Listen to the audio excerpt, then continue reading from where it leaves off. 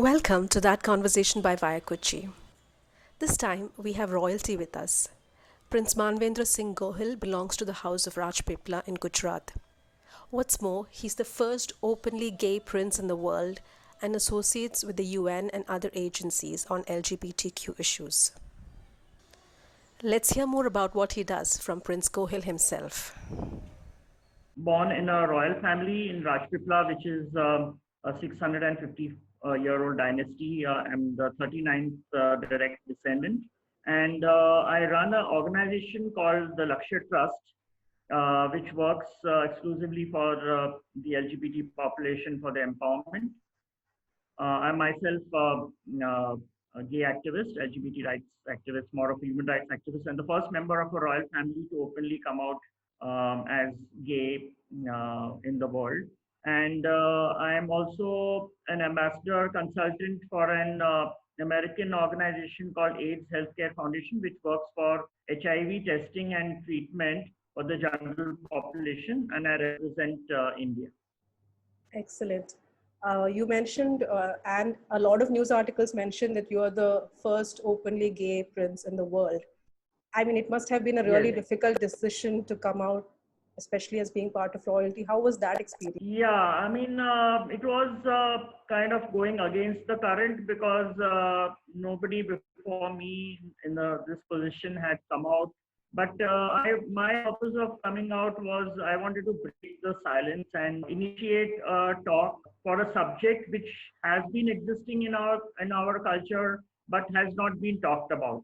So the only tool I had, and which was a very strong tool with me, was honesty and truth. And I'm a great believer of Mahatma Gandhi, and I get a lot of inspiration from him because I am a warrior. I belong to a warrior clan, so fighting is there in my genes already. And I was fighting against the hypocrites, fighting against the bigoted people, and fighting homophobia. So, and I knew that truth will always win, and I've been a successful warrior in that. Do you think that the fact that you are a royal a prince, kind of amplifies your voice when you speak up about LGBTQ rights? Yeah, definitely. I have used my position to fight for the rights, fight for injustice, fight for the violation of human rights.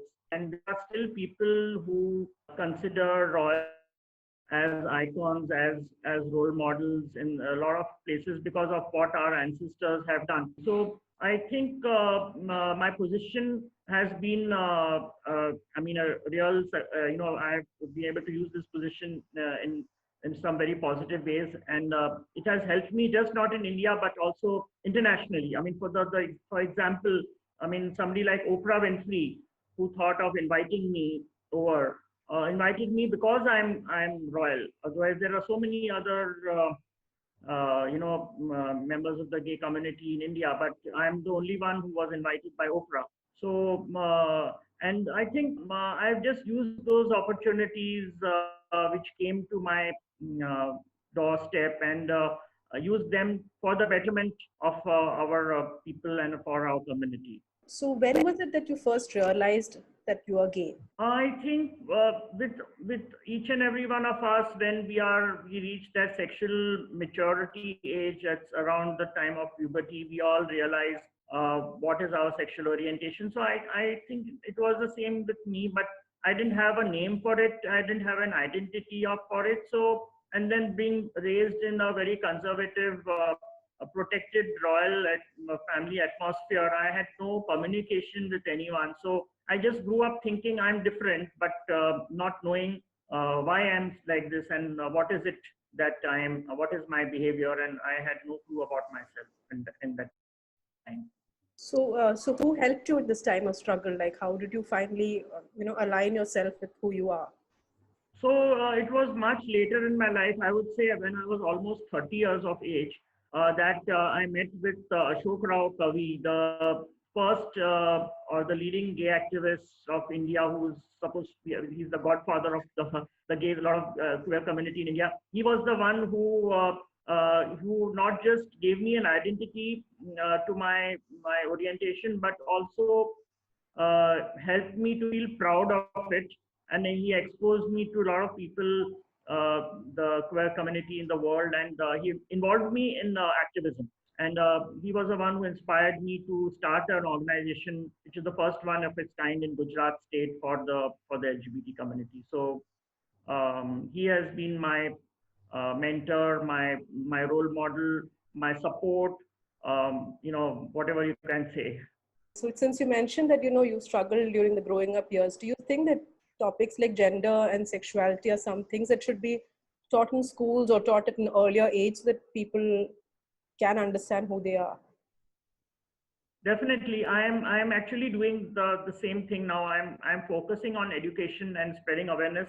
In earlier, I was doing in colleges, but nowadays even schools are inviting me, and I'm very happy to share this, that a lot of students are now taking initiative in knowing, and want to know more about us, and they're doing research. We get a lot of interns coming to our organization, and now even schools are taking it up. Earlier it was only colleges, and I've been invited to several TED Talks. I've already done 13 TED Talks in India, and just all LGBT issues, nothing else. And even schools are now inviting me. So, the Section 377 was repealed in India, like just maybe less than 2 years ago. How has life changed for the LGBTQ community since it has been repealed? See, I think one of the important things which has happened is that we have now a strong legal foundation, a legal recognition that we are accepted as the other Indian citizens with equal rights, which were guaranteed to us by the Indian Constitution, but we were deprived of these basic human rights by this law. That is the right to equality, right to live with dignity and respect, right to privacy, and right not to be discriminated. So in the past, whenever any issues with these rights were there, we were not having a legal backing or support. Human rights are available to us. We can challenge if any of these rights are denied to us, or if there's any violation of these rights, we can knock the doors of the court and challenge and get our rights back and get justice. For example, I mean, I'll give you a small example. Just recently, a friend of mine was discriminated in his workplace. He came out as gay, and immediately he could file a case in the court saying that his rights have been violated because of sexuality, and the law very clearly says that each and every Indian citizen has the right to dignity. You cannot discriminate someone on the basis of one sexuality or one sexual orientation. So that's a strong foundation. The other thing is not many people like to go to the court, because their own reputation is at stake, and you need to come out openly in order to go to the court, because then a court matter becomes an open matter. So that way there's a disadvantage, because then every time your rights get violated, the only way out is you need to go to the court or you need to go to the media, but then that results coming out, and a lot of other things, consequences are to be faced. So but one thing has happened which I'm very happy is that because of the media publicity which was generated because of this law, now there's lot more awareness amongst the general population about our issues, about why it was necessary for us to get rights, and we have created a lot of allies. We have created a lot of people who are not from the community who are now supporting us in different forms, in form of parents, in form of government, in political parties, media, Bollywood. So that is a very good thing which has happened post this law getting decriminalized. And of course, a lot of now education institutions are getting involved. A lot of research is being done. So so I think we still have a long way to go before we get acceptance from the society. The whole world has applauded India's decision.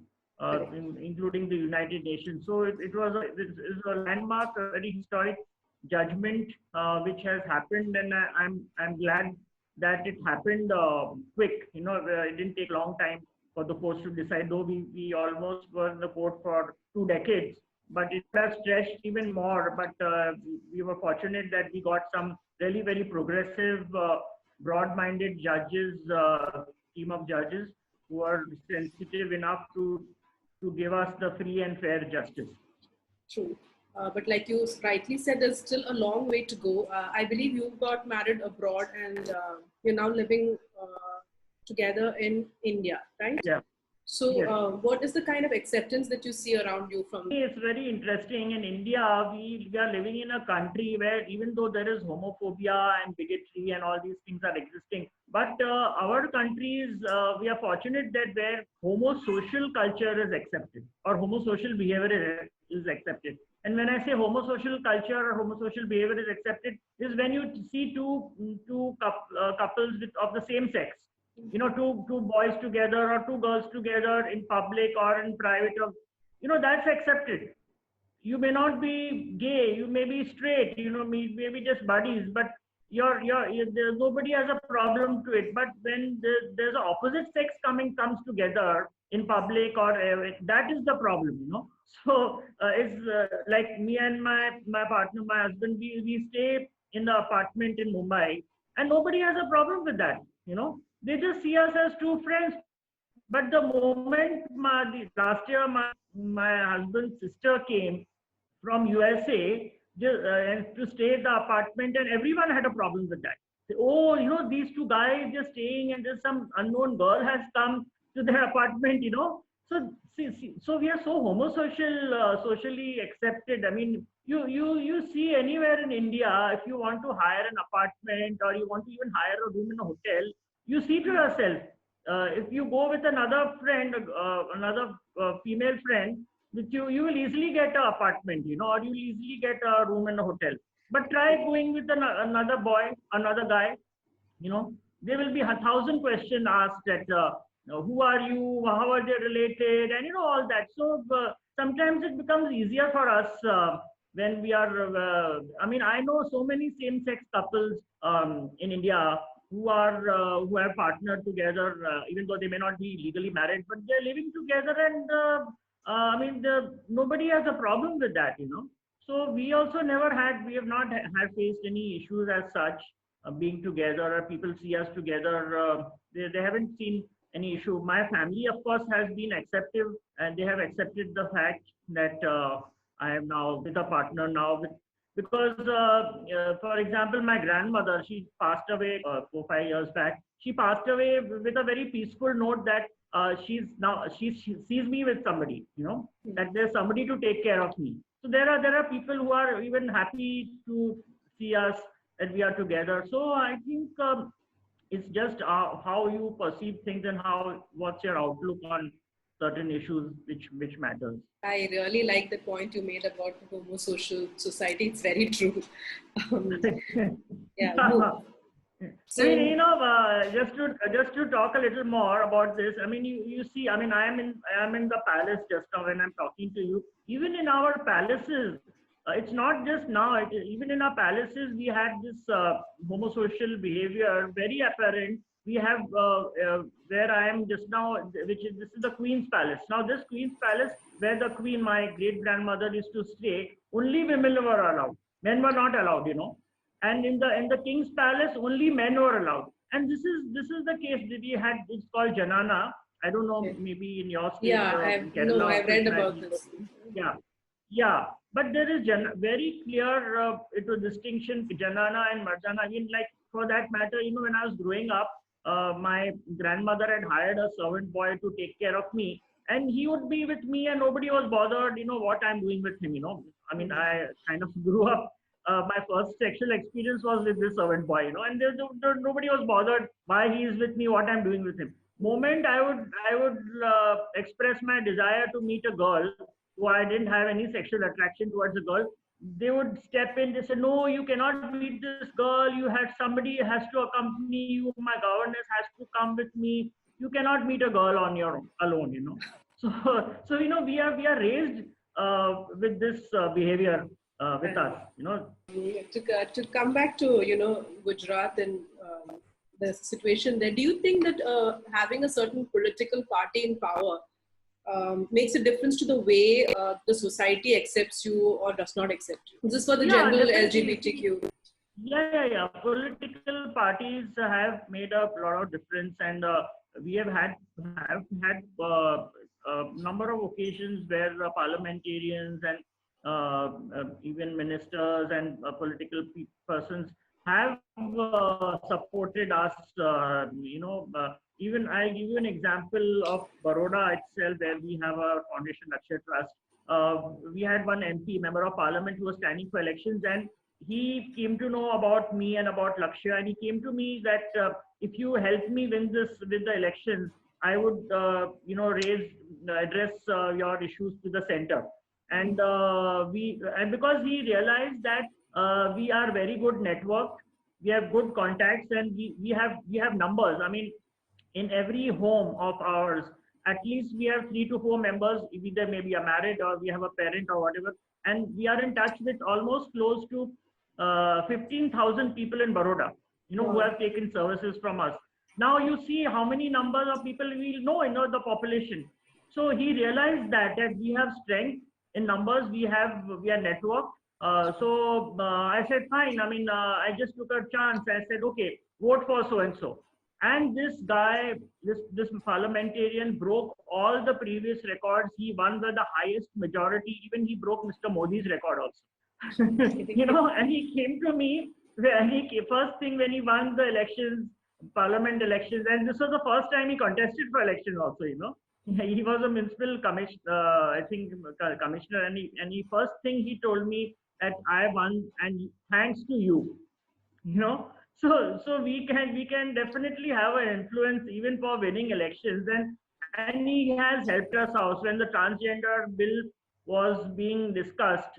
Not the bill, sorry, the act, or the Nalsa judgment was being discussed. He was instrumental in getting us to meet the Minister for Social Justice Empowerment in the Central India, and he was a person who stuck to his promises. So even one person we have in the political party, like I say, then even one strong ally we have, that person can be influenced. Can influence so many other people. We did a lot of advocacy with parliamentarians to get a HIV/AIDS bill passed in the parliament. So we need to work with everyone. We need to educate people about our issues, and I think that's the only way we can get acceptance. Moving on to governance, do you think that see, there are departments and ministries for women and minority affairs and all that. Do you think having a dedicated department or a ministry for LGBTQ affairs would help, or is that the need of the moment? I may differ from the other activists, but I always believe that we should not be compartmentalized or treated differently or separately. We are like any other human being. We have no other distinctive feature which separates us from any other human being. So we should be treated equally. I'm not even in favor of having any reservations for us. Why should we ask for something separate? That's going against mainstreaming. We want to include it, and we should not be treated as something we are some exclusive people, or some different people. So I'm not in favor of that. Just give us the Constitution has already given us the right. The Supreme Court has said that we need to be given the rights. Based on that, the Indian citizens, the government should realize that we need to be given our rights. That's all. We need to be given our rights equally as other citizens, and we don't wish to ask for separate rights. Yes, in transgenders cases, there has been a formation of a transgender welfare board, which has been made by the Ministry of Social Justice Empowerment has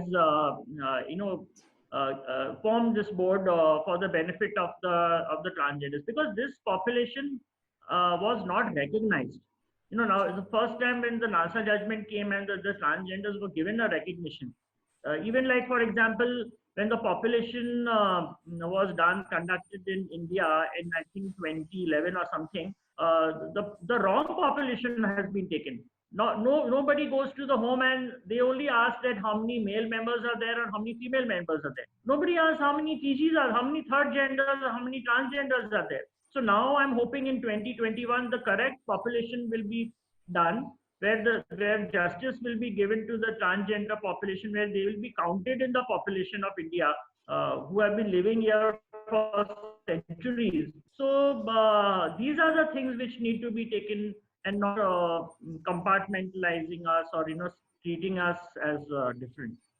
That's such an interesting point of view, and yeah, that was actually my last question. Thank you so much for having been a part of this conversation. It was very interesting and enlightening for me. Thank you so much.